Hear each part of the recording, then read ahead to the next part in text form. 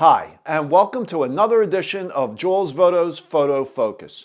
In this video, I want to explain why I believe the Nikon F2 is the finest 35mm single lens reflex mechanical camera ever made. So let's get right into it. Now, the F2 was the evolutionary replacement for the Nikon F of 1959. The F2 came out in 1971. Both cameras, the F and the F2, are extremely well made, all metal construction, titanium shutters, and both were full system cameras. Interchangeable finders, interchangeable screens. They took motor drives, a wide variety of lenses, and a lot of accessories for both cameras.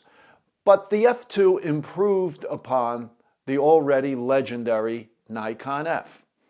And I feel it's a big improvement, the biggest of which was probably the hinged back. On the Nikon F, you had to remove the back to change film. So why do I believe the F2 is the best? Quality is number one. Reliability. The camera just goes and goes and goes. A battery is only required for the meter finder. Versatility. Camera can be adapted to almost any use. Various finders, waist level finder, high magnification finder. There was a prism reflex sport finder.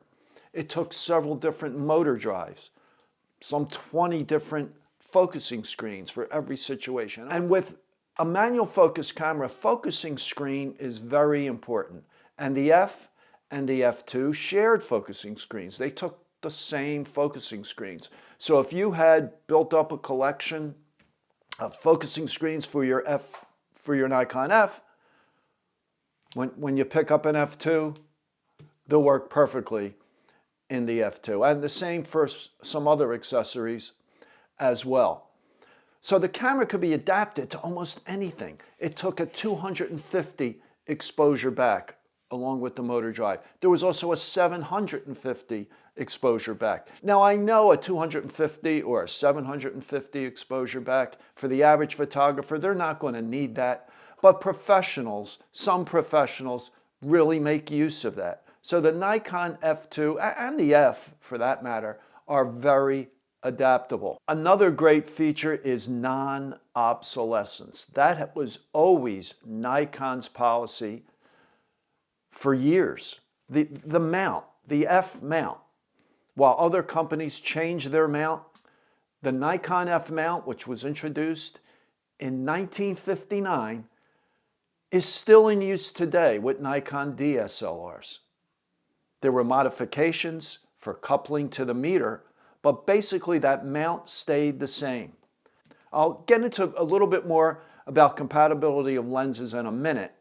When the F2 was introduced, it came with either a standard prism finder, like the F did, and also an F2 Photomic, which was the DP1 finder. Now on Nikon F and F2, the meter is not in the camera, it is in the finder. So that has both advantages and disadvantages.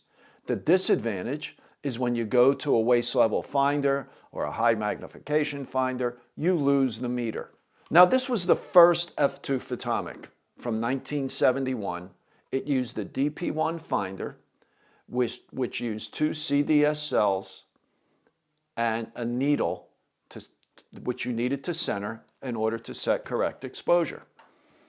They also came out with a DP2, which used LED lights.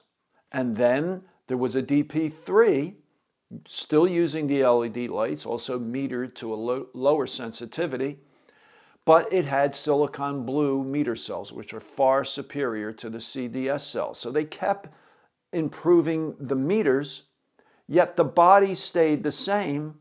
So you could take a DP3 and put it on your original F2 Photomic by just removing the meter head and putting the new one on. And then finally, in 1977, Nikon went to automatic indexing. Those are the AI and AIS lenses. And you have the DP11, which is basically a Nikon F2 photomic meter head updated for use with AI lenses. And then finally, they came out with the F2AS, which is a DP12 finder, which used the LED lights and silicon blue cells like the DP3. So you could keep updating your camera and it did not become obsolete just because they came out with a new meter head. You could put it on your 1971 camera the way you can put the improved photomic heads for the F on the original F with a minor modification. So I think that's one of the great advantages of the F2, that it is so adaptable. It kept updating it so it did not become obsolete. And then of course it was finally replaced in 1980 with the Nikon F3, which had automatic exposure control. But that camera required a battery for operation because it had electronic shutter. So that's a huge advantage, I think, that the camera is fully mechanical. The battery for the meter will last for a year. Just a great, reliable, dependable, very adaptable camera. Now, one thing about the lenses. You could take a lens introduced in 1959, one of the original lenses for the Nikon F, and use it on a Nikon F2AS, even if it wasn't modified for AI. Now, you'll need to use it in stop-down metering mode, and you'll need to move this coupling out of the way for AIS lenses so you can use pre-AI lenses. Another amazing thing is you could even use AF lenses with aperture rings on these Nikon F2s, and Fs for that matter. So that was one of the big things with Nikon, was this non-obsolescence. So I have this Nikon F2AS here, I have this F2A photomic, and I have one of the original photomics. Well, the original photomic, the meter no longer works, but these two works perfectly. Now when you figure that this camera was introduced in 1977, we're looking at a 46-year-old camera and meter finder, and they still work perfectly. So I highly recommend the Nikon F2. Now, I know some people will say, well, what about the Canon F1? An excellent camera, also a mechanical camera, also a system camera. It took various finders, screens, motor drives.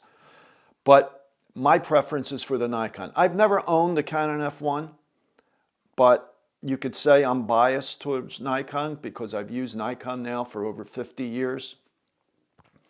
But I think the reliability speaks for itself. And you can still find these cameras on the used market.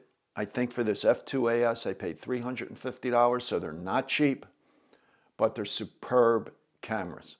So I'd like to hear from you. I'd like to hear your opinion on what is the best mechanical camera ever made. Now, there are plenty of good mechanical cameras that don't have all the features, that don't have the interchangeable screens and finders, such as the Canon FTB, the Nicormat within the Nikon line, Minolta SRT series, the Olympus OM1 series, all excellent mechanical cameras. It's just the versatility and the known reliability of the F2 that, for me, makes it stand out. Now, I have a Pentax Spotmatic from the mid-60s that, other than the meter, still works perfectly, but it's not nearly as versatile or adaptable as the Nikon F2. So I'd like to hear from you. I'd like your opinion on what the best mechanical camera is. And if you have any questions, please leave them in the comments below or email me. I'm also going to put a link in the description below on my video on the Nikon F2, in which I really go into detail on the differences between the F2 and the Nikon F. I show all those improvements that were made. So I hope you enjoyed this video. If you did, please give it a thumbs up and subscribe to my channel.